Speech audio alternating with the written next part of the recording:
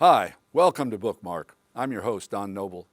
Today's guest is author Trace Barnett, the author of a cookbook that is a lot more than just recipes. The title points the way, Tracing Roots, a modern approach to living off the land, in which Barnett gives advice on growing vegetables, keeping bees, raising chickens, and foraging for foods in nature. I spoke with Trace Barnett in Studio UA in the Digital Media Center on the campus of the University of Alabama.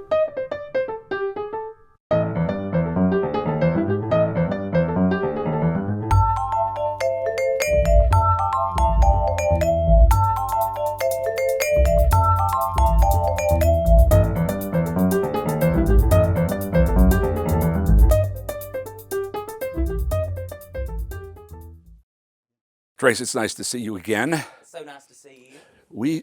We didn't know each other, and then by chance we were both in Monroeville, 6 or 8 weeks ago at the annual Monroeville Literary Festival, and I really enjoyed your stage performance about your book and about food and about brilliant Alabama. Brilliant, Alabama, population 900. You know, it's the type of town where if you want to know what you're doing, you go up to the Dollar General and they'll be happy to tell you. A little thing that I read about you says that Brilliant is the big town. It is. And where are you really from? I live in the gold mine community, which is just outside of Brilliant city limits. And oddly enough, so Brilliant is a coal-rich town, or it was, and that's how I got the name Brilliant. It was Boston, Alabama, until it became Brilliant. And I guess it was in the 60s when it became Brilliant because of the Brilliant Coal Company. But in the gold mine community, they did find a little spiffy of gold there once, so we had a small gold mine. And there are 11 people there, right? Right, yeah. It depends on the day. Could be as small as 6. Remarkably, I've been in Alabama a long time, and there are a few people like me who come to Alabama, but there are more people like you who trace your family back forever. Your family moved into Alabama and homesteaded, I presume, when? In 1828. So we came just south of Scottish descent, Virginia to Franklin, Tennessee, another coal-rich place also back in the day. And in 1828, we decided to pack it all up, and we moved to Brilliant. It was Boston at the time. Alabama was a state, so it was just a state. Yeah. 9 years before, and so we settled and homesteaded, and we had grist mills. We started out in the mining business briefly, but grist mills, cotton gins, and we're farmers. And your first name, it's not that common. I've gone through my little mental Rolodex, and I don't think I know another person named Trace. Is it a family name? What? I wish that I could say, oh, I'm the third Joseph or something like that, but my parents were just creative, and there was a football player in '89 when I was born, and his name was Trace. I forget his last name, but that's where my name was derived from. From a football player? Yeah, from a football player, of all things. I did not pick up, I picked up a pan rather than a football, so. Right. And the place where you are now, your book urges, generates, suggests living off the land, obviously. How much land? Describe the farm, the place where you live. What's there? And so and one thing with the book, so a modern approach to living off the land. Most people live in urban and suburban environments. Right. And I have 1 acre that I really tend to, so that's my garden acre. And within this small space, I've denoted several other spaces. So I'm a beekeeper, so I have a pollinator garden directly out. It's walled. It's directly off my bedroom, off the back deck. And what the pollinator garden started out as was a combination pollinator garden and vegetable garden. And then I actually put in a greenhouse and a kitchen garden where I do things that need a little bit more attention: tomatoes, herbs, peppers, stuff that I just want to walk out into my garden and pick readily. And then I have a larger tilled garden that I do, crops such as corn and okra, zucchinis, eggplant, squash. But I really love this whole idea because within this small contained environment, if I'm not doing the direct sow, with row crops in my garden, I just planted 14 rows of vegetables. A raised garden bed, whether that's 4 foot by 8 foot, you would be amazed at how much vegetable and produce you can, throw in your kitchen from that. You do have sections talking about The raised bed you can have on your balcony. On your balcony, yeah. And we live in such a modern time also, because there are so many vegetable varieties that are, they're grown, they're derived to be on a deck or on a porch, like container corn. There's a corn that is just like a regular corn seed, planted it in container. Yeah. It has, miniature stalks, but full-size corn ears, and it looks great on a balcony or porch. It could not make many ears of corn, though. If you do a little cropping of it, like I would suggest about 3 pots. That way they can cross-pollinate, and it brings pollinators on your porch. And then you have, roughly, I bet you could get 20 ears of corn off those plants. Really? You have a good little crop of them, yeah.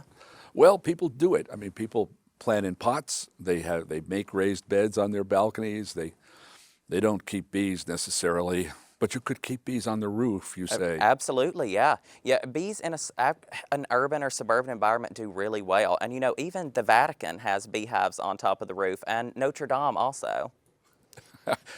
The roof of Notre Dame is not a safe place. No, it's not. But I think the beehives did survive. Is so, that right? Yeah, they were fine.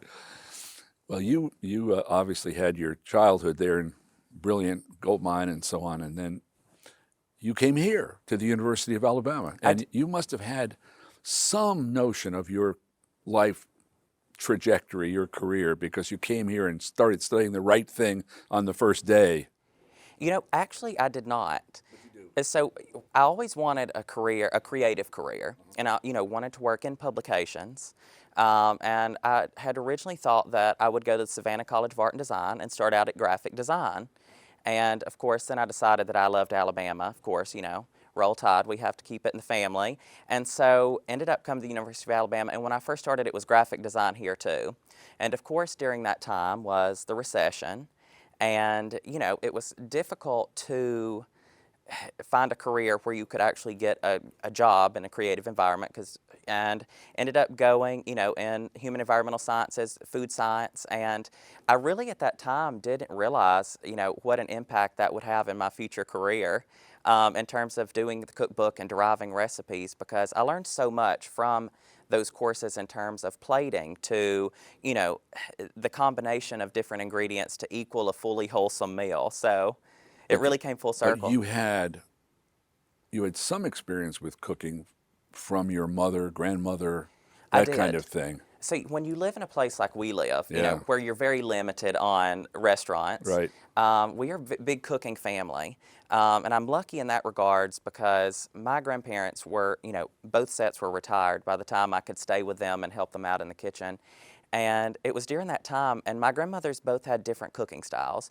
One had yellow cornbread and the other had white cornbread. One had a little bit of sugar in her cornbread, one had no sugar in hers. We won't get started on the discussions about cornbread in our house. But I learned from my grandparents that, the whole curation of vegetables start to finish. So as a child, I would spend my summers planting vegetables, seeing it all the way through the growing process. And then, of course, we would cook recipes from that, and then we'd also can it and preserve it, which was a great skill that I learned early on, which luckily has had a resurgence in the food world. I read the little chapter on canning and preserving, and you make the canning you make it seem a lot easier than my experiences with canning ever were. There was a lot of steam and boiling water and hot glass. And a little bit dangerous. You kind of have to have those mama hands, to dive into the water. I think my grandmother could stick her whole hand in that boiling water and pull out a jar and not even flinch. And so my canning style is a bit different. So I don't use any high pressure canner or anything. My grandmother did that one time. We had an explosion and her ceiling in her kitchen was never the same. Right. So her technique that she taught me, and the very first recipe I actually learned to make was blackberry jam. And we would go out, pick the wild blackberries. Of course, we couldn't use the tame ones because the seeds are too large. So we would go pick those blackberries, and blackberry jam was the first thing I learned to make. And the process that we use, which works for everything from jams to pickles, is really, really hot liquid that goes into the jar. The jars and lids have to be super hot as well. When you fill the jar, flip it over and allow that hot liquid almost to just heat up that tip just as hot as it can get.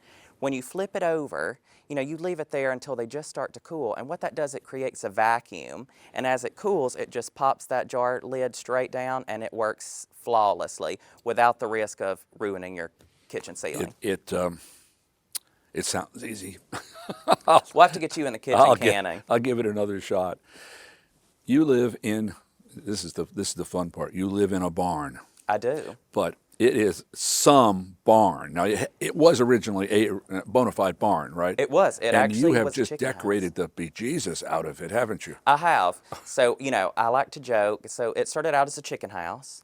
And then it became a barn, and then it was a fabric warehouse, and then it became a catch-all. It was floor to ceiling, full of anything and everything you can imagine. I think there was every TV of every decade, from the 40s on in that building. And I like to joke because I'm a collector, so, we cleared out everything that was in there, and now I've subsequently filled it all back up with every kind of antique you can imagine, include, antique cooking utensils to, Well, it's highly decorated. It is highly decorated. You almost say, there isn't a square foot of wall or floor that doesn't have something to catch the eye, something to look at. And I'm one of those folks who has an empathy for objects, and I really think the eye needs, things to gravitate it towards around the house. So, whether it's a gallery wall or some kind of fun, funky sculpture that sometimes I may pull out of a junk pile, I like to draw the eye around my house. And decorating, having that interest, especially in a large space like a barn.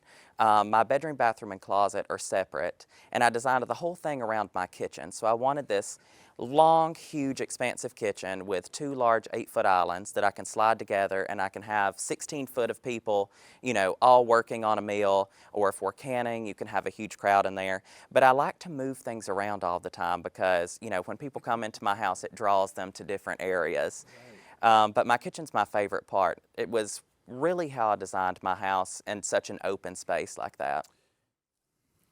It is, we'll try to include some photographs of your living place because there are some remarkable photographs of the barn. The barn, yes. Which, no barn at all now. And now I've also, it is more, I guess it is kind of like a barn because I call it my mini petting zoo because, I have every kind of pet you can imagine. So, in my house there's dogs, cats, a pig. Well, the pig is a whole different story. Parrots. So you never know what kind of animal is going to be in that barn. Well, you were up there in North Alabama, then here, and then I read with amazement because I was a New Yorker. I know the Hamptons, and you went to the Hamptons, and I thought to myself, what did George Plimpton and the other Hamptonites, Truman Capote and the rest, think of this fellow from brilliant Alabama when he arrived in the Hamptons? Why did you go there? What did you think you were going to do there? What was the plan? Good question there. I think with any good plan, the best way is to start out and not have one. So I moved to New York and, always loved New York, loved the Hamptons. And, what better place to call home than, basically a resort community. It's the most beautiful weather. And I ended up in the Hamptons on the hospitality end of things. I helped plan large-scale events. Who'd you work for? A small, very small boutique design firm. She's now out of business now, and she's retired. And it was a wonderful thing. What we did is we worked with large-scale clients on, large-scale events, Well, they've got them there. And the budgets are astronomical, all the way down to small, intimate dinners.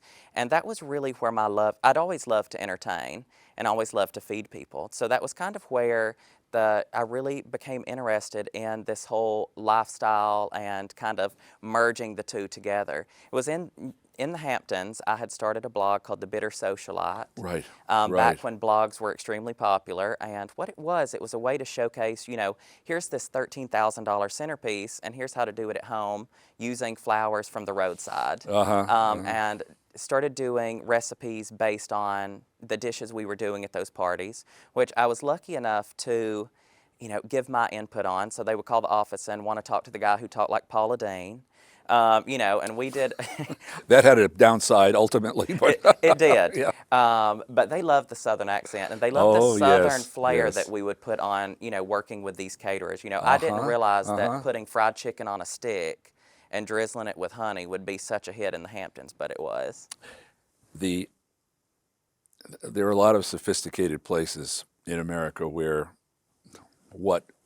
however you want to call it, country food, soul food, fried chicken, okra, are still relatively new to people. They are, Yep. very much so. And one thing I loved about living in the Hamptons is it's such a varying group of people, all different walks of life, people from every part of America, and a really educated group of people also who are interested in learning about food and learning about the people and the culture of where the food came from. And it was just wonderful working with this group of people and also getting to know people who live there that are regulars. And, it was a wonderful experience. How long were you there? I was there for almost 3 years, so quite some Right. time. And then obviously you decided to come home, as people do. The hills of Alabama beckoned me back. Of course. It was time to come back to Alabama. I was ready. I grew up having chickens. I grew up having a garden. And I really was ready to have that space back again. Right. You'd have to go north from the Hamptons into the middle of Long Island or east to find a piece of land to do the kind of thing that you want to do. And also, if you stayed in the Hamptons and you needed that piece of land, you need about $100 million. Yes. So well, I was about 50 in the cents short Hamptons, when I yes. lived there. Something I guess I had planned to ask you after a little while, but I'll ask now. When you were in the Hamptons, you were involved with catering and organizing events, and you're still doing that. I mean, I know of 2 or 3 events that you were in charge of just over the last 6 months. But this is not a delicate question, I hope. You do not have a restaurant, I do not. but do you want to get a restaurant? Is that in the plan? That is a good question, and it's funny that you should ask it at this time because, I've always thought to myself, restaurants, as you know, is an immense, a ton of work. Oh my God, yes. You are yes. married to the restaurant, no matter how successful the restaurant is or, how prolific it is. You yourself are tied to it. And it's funny, I had always thought to myself, I'd never want to go down that road. It's too much work because, I was born tired. I don't want to do a whole lot of work. Not really. But as we've been through COVID, I'm thinking to myself, I would kind of like to have a restaurant. And one thing that I've been pondering on is rather than a brick and mortar restaurant, I think a farm dinners would be a wonderful way. Farm dinners at my place, set up, under the oak tree out back or in my greenhouse or in one of the barns, and use the produce to showcase, from my own gardens. It'd be kind of a destination dinner. It would. It wouldn't be a restaurant 7 days a week. It would still be like catering, except not quite. And Would you have walk-ins? Possibly. Right. I envision it as this whole experience. You go to a restaurant and it's a whole visual experience. Right. You go there for the atmosphere, you go there for the food, it all intermingles together. Right. And I really would love that whole farm experience where you come early, you have a cocktail, you can go pick eggs, you can pick fresh herbs, and then you can sit down and have this, 5-course meal that's, paired with the exact time of season and the perfect wine. I think that would be that's what I've been pondering on in terms of a restaurant. I think that's a good idea, and I'll come. Absolutely. You'll be the first one we'll, there. We'll drive right up. You'll have to have somewhere nearby for people to stay if they're more than a few minutes away. We'll throw them up in the barn. There's a good hayloft there, yes, so right. Accommodations and dinner. All right. Another thing in your book that struck me as odd. I was partly raised on a farm, and we had chickens. And when we killed the roosters and ate them, obviously, but when an old hen finally stopped giving eggs, the hen ended up in the pot. And in your book, you have retired hens. I do. What? Tell me about that. And I have one retired hen in particular. Her name is Fatty Patty.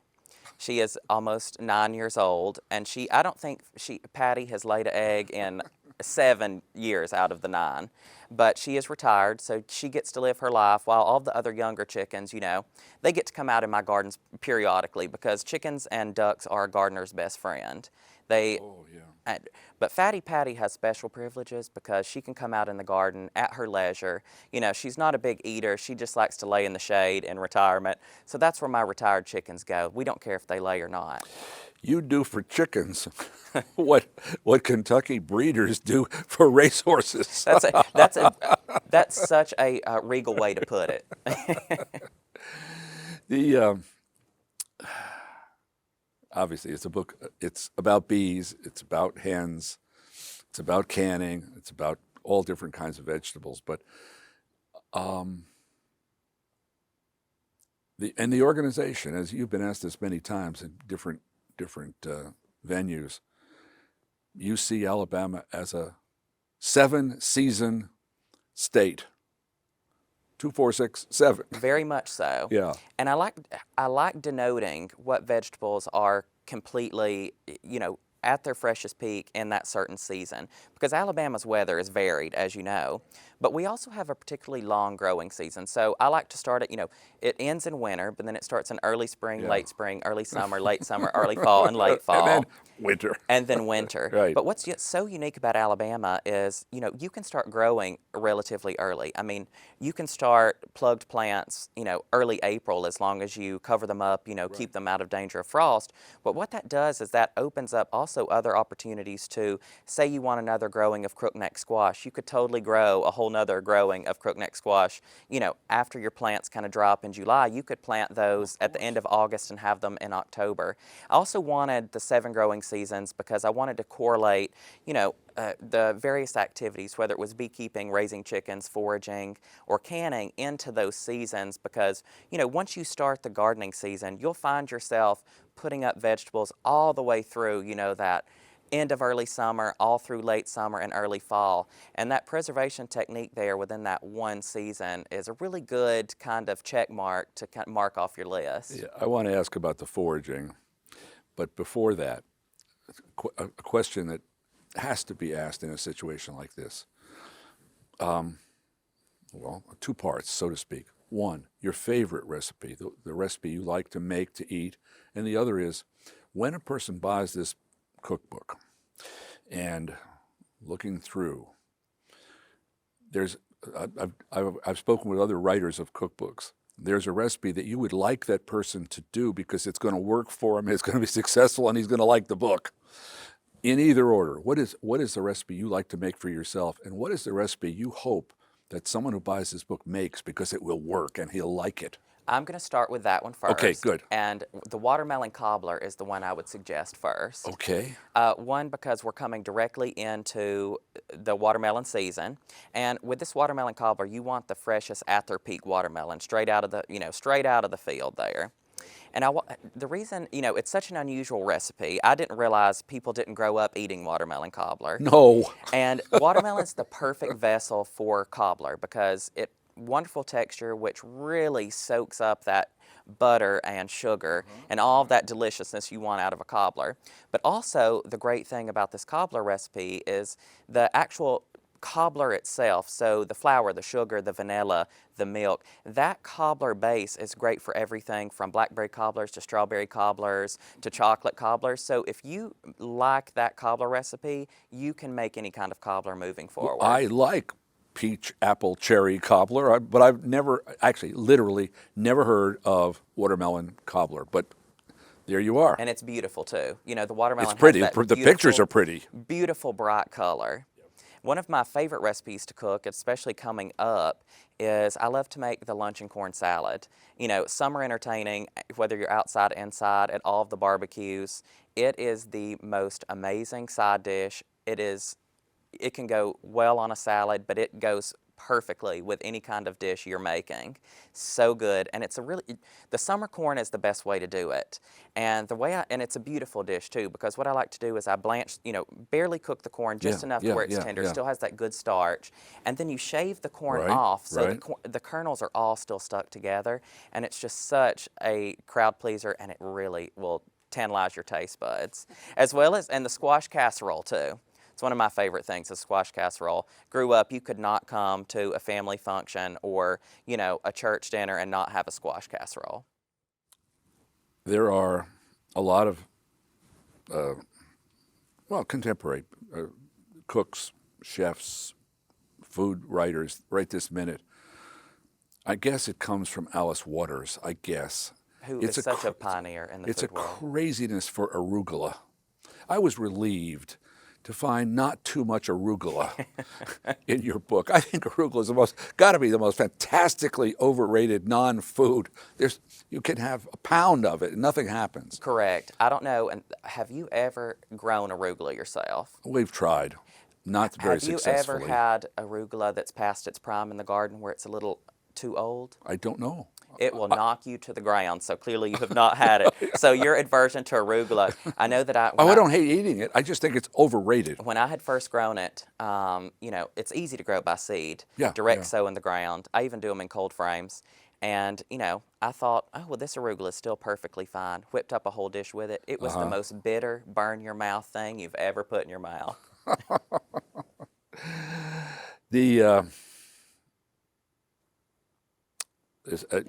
I'm always happy to throw out a kind word.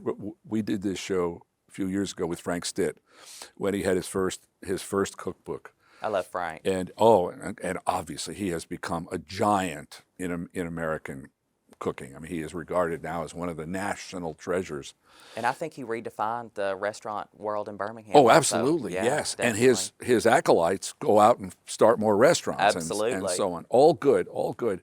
But one of the conversations the conversation that he and I had, he kept insisting that his recipes were really finally pretty simple to do.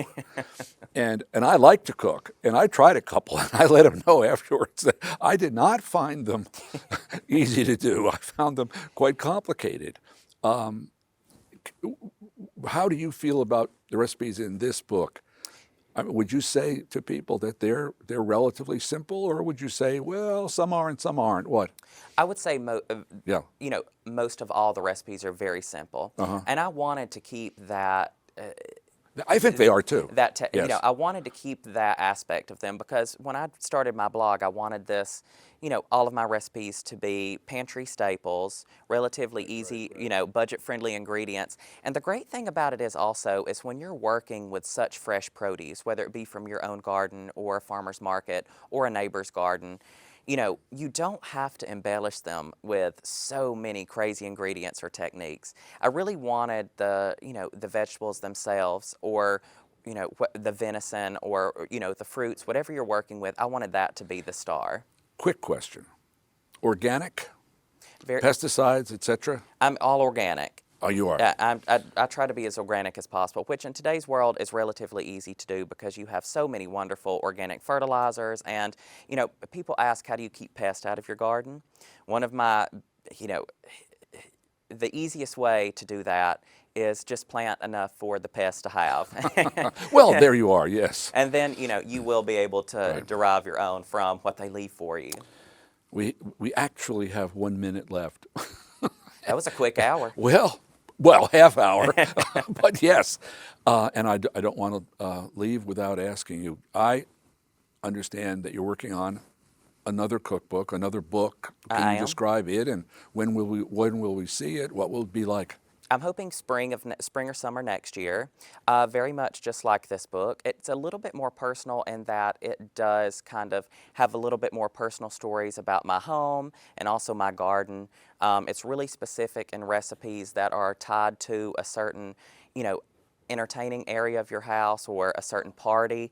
So I really wanted that kind of curation aspect to it. So you kind of have, say you're entertaining in your pollinator garden and it shows you how to use certain flowers, how to grow those as your arrangement, and then also vegetables and herbs to make a cocktail or a wonderful dish from that as well. So it's this one, if the controlling structure here is the 7 seasons of Alabama, the controlling structure in the second book will be the different places in your house that you would eat and drink and entertain. It is, just like Hillview Farm, just like the life that I live at home, whether I'm entertaining, in my kitchen or in my greenhouse. It's kind of that whole curation aspect of it. Well, in this book it says, all parts of the kudzu plant are edible. Indeed, this is true. That is, come Armageddon, the apocalypse, the end of the world, Alabamians are going to be in great shape. Plenty of kudzu. Just be sure you wash all of the critters out of the kudzu before you use it. And, well, actually, that could be a little bit more protein if we're at the apocalypse. Well, it's going to take the apocalypse to get people to eat the kudzu. Trace, thank you. This has been a joy. Thank you very much. Thank you so much for having me. It's been an honor.